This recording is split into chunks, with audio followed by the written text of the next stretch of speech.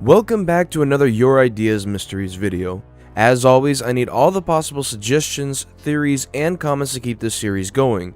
So if you like this series and want more, leave your ideas and theories in the comments below. And of course, let's get to the ideas. Was there ever going to be an option to have your doodle tag along with you?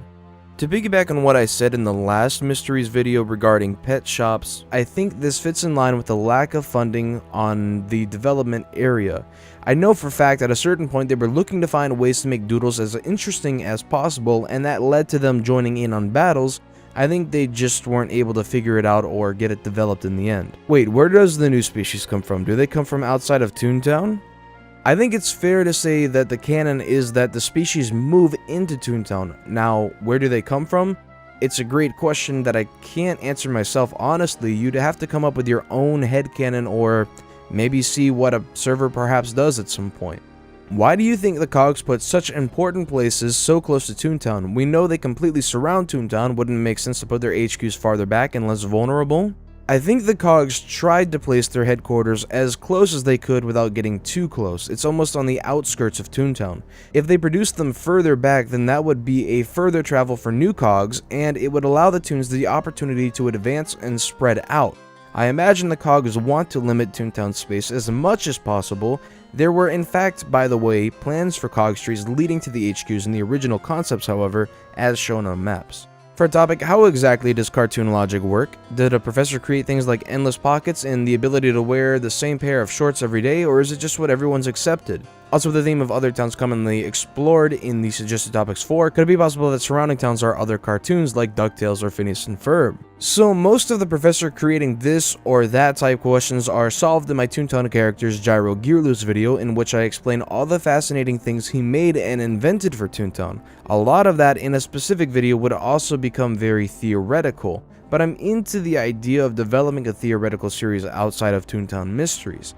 And again, referencing back to the previous question, I think it's almost a certainty that Duckburg is out there, but it could definitely be a House of Mouse type world as well for all that we know. What's the deal with a lighthouse on one of the Donald Duck streets? Did it have an intended purpose? I personally believe it was just a design choice, a lighthouse on Lighthouse Lane. Seems simple enough. I don't think it ever had an intended purpose, but I always loved the idea of it having one for so long that I went out of my way to include it into the story for Corporate Clash. Why is your doodle stuck in your estate and battles? Also, not sure if this has been answered, but why do factories and mints have nothing relating to cog production or printing money? Again, I think they just looked for opportunities to expand doodles, but they just weren't able to develop anything worthwhile. The factories and mints, I believe, are a result of the Cog HQ original idea being scrapped, instead changing them into a more sector-related facility. Factories being the production of whatever goods that Sellbots would sell, the mint being the printing and production of cog bucks, with the money all around. Is there any hope for a Toontown 2? I'm not really counting on it personally. There's always a chance, however, and I know there's people supporting it, just like Jesse Shell. If we continue to play and develop content and show that there's a legitimate market for Toontown, when the opportunity arises where it may be a profitable venture for Disney, we may just see it happen someday. Do you think the skyscrapers you can see in Cashbot HQ and Lobot HQ are part of Cog Nation? That could possibly be that or large city the Cogs took over. I like the idea because it shows you looked beyond the normal details and really thought a lot about things, and that's a creative mind and thought. I've always liked the idea that maybe it's some kind of Cog facility or some kind of part of Cog Nation, but I would say it's probably a part of the Mint or DA offices, meaning offices that contribute to them in some way or form. What is the place from the earliest screenshot of Toontown? I believe it's an early version of a Toontown Central Street. It has an extremely interesting backdrop that I haven't seen anywhere else, and I wish we could get our hands on the files from that era. Were there any plans for new Cogs, level 13 Cogs, or a whole new type of Cog? I believe Jesse Shell mentioned that they had an idea for possibly another Cog type, but they were always happy with the bunch already existing. I think the market was there for stronger Cogs, but they seemed hesitant to develop them past level 12, to the point where they made V2s before a level 13 ever even existed.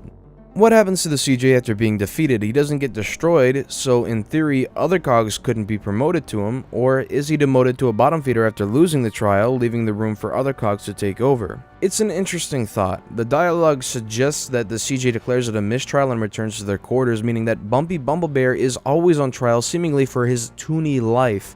But we don't see anything that happens behind closed doors, so just maybe there is something there that could allow for promotions. What if Toontown was an offline game? What would be the reception? What gaming generation would it have been released in? And how does romance work in Toontown? If Toontown was released as an offline game, I don't think it would have the lasting power it turned out to have. The entire foundation, in my opinion, of Toontown was rooted in playing with friends, kids, teens, parents from all over the world, teaming up, telling each other you stink, real inspirational stuff. I also think there'd be a lot of gameplay differences, different fishing percentages, different cog levels, potentially a different battle system, and just a myriad of things. I think it could have been received well, but it wouldn't have been anything like it was being Toontown Online. But then again, Toontown Online was only developed after the Disney VR team wanted to focus on MMOs, so it never had a chance of being an offline game, I would think. And it would have came out in the same generation. Also, romance works in Toontown as smoothly as you can make it work. I'm not a love guru, you tell me. If there were plans for new Cog Factories, where would it be located if this ever happened? I think there'd almost have to be either a map extension, map shuffle, or some new feature like a mandatory manhole shoutout. Still have no clue as to why those were added in, never got any details as to what plans they had for them. Why do you need to do factories to get Sellbot suit parts, whereas the other suit parts are at the end of the task line, and why is the VP much easier than the other bosses? It's a matter of when the HQs were implemented and how strong they were. Sellbot HQ was designed and implemented to fit in at the end of Daisy Gardens, an early-ish playground with tasks and stories written for it. It also was a lot stronger when it originally came out, but to help with the balance between Sellbot and the newly released Cashbot HQ, they nerfed Sellbot HQ. This is why the VP is much easier. By the time Cashbot HQ and the rest had come out, the game had been out for over a year, multiple years if you count the betas. They were tacked on at the end as new toon tasks, presumably to give it a sense of more proper content instead of just do a bunch of new mints that we released. Whose idea was it to plant gags, and why would they even have that idea? Here's a dumber question: why can't we plant jelly bean trees and just get some reasonable beans that way instead of planting and selling flowers? One of the minds in the creative team on Toontown Online created it, and the idea was there to try and add new content and some form of new customization to estates. If you look at other child-targeted MMOs, a lot of them have similar gardening systems, so perhaps they thought it was a natural addition. And the jelly bean trees idea can't work because the jelly beans themselves actually somehow produce gag trees and flowers when you plant them. I'm not sure how it works, but there's got to be some black magic wizardry behind it somewhere. How do you pull a card out of your toon's pockets? I would imagine it's a cartoony thing, a small collapsible cart that you can grow and shrink at any time you'd like. Think like a Pokeball from Pokemon. Where do you think the Cog HQs come from? Do you think that the Cog HQs were originally toon playgrounds, like Cashbot HQ being funny farms, because those playgrounds were abandoned when the Cogs started overrunning them? I really like the idea of Cog HQs being toony things that were overtaken, and I factored it into the storyline for Corporate Clash at times when I could. As far as a purely canon reason, it's not mentioned, but I would love it if it was. Why was Python chosen for Toontown's and Panda's programming language? I would assume Python was chosen as it was a pretty universal coding language. Panda was chosen, by the way, because the Disney VR team's David Rose had created it for the VR rides they previously worked on, so they decided to use it for Toontown, but there were early prototypes done using Squeak, but they found it just not be what they wanted and it didn't work at all, so they settled on Panda.